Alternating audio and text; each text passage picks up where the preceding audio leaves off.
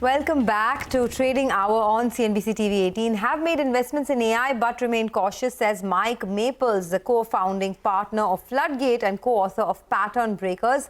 Why some startups change the future. In an exclusive chat with Shereen Bhan, he talks about the future of AI and the impact of Nvidia becoming the most valuable company in the world. Listen in. Since we are talking about the future, and we're talking about a future which, in everyone's assessment is going to be driven now by generative AI, and it's sort of being made out to be the panacea that will transform the world, or it could cause existential issues for sectors and for humanity itself. How are you looking at this from the startup world's perspective and from an entrepreneurial perspective? Yeah, the main challenge we've seen with AI is, I think all of us know how empowering it is. I mean, all of us remember what it was like the first time we played with ChatGPT or created a picture with DALL-E. So I think that there's no question that the inflections are there and the empowerment.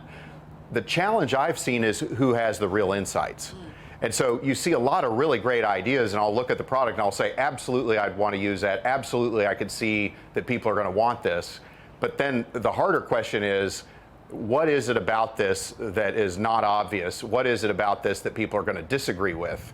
And the problem is, if everybody agrees that it's a good idea, you don't end up doing as well because a whole bunch of companies simultaneously crowd the sector. Yeah. And so being non-consensus and right is what allows you to be unique and successful.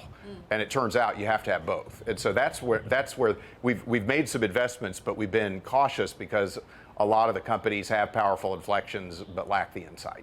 Well, speaking of impact, we're here in the Valley, and in a week where Nvidia is today the world's most valuable company. I mean, who would have thought that this would be possible at the start of 2024? The kind of, the explosion that we've seen as far as this company is concerned. I mean, do you believe that we're sitting on more stories like Nvidia that are just waiting to sort of have their moment, have their breakout moment? I do. So I've only seen two sea changes in my life. There's lots of inflections, lots of changes, but like when I was a kid, mass computation, personal computer, Moore's law, the cost of computing declining to zero. And companies like Microsoft emerged in that wave. And then you had the era of mass connectivity. And rather than Moore's law and transistors, it was about how many nodes are on your network and do they connect. Now I think we're entering the era of mass cognition. And I think that cognition and cognitive functions are going to become commoditized in the way that network nodes and bandwidth were, or transistors were. And I just think that that's going to create the conditions for some massive companies.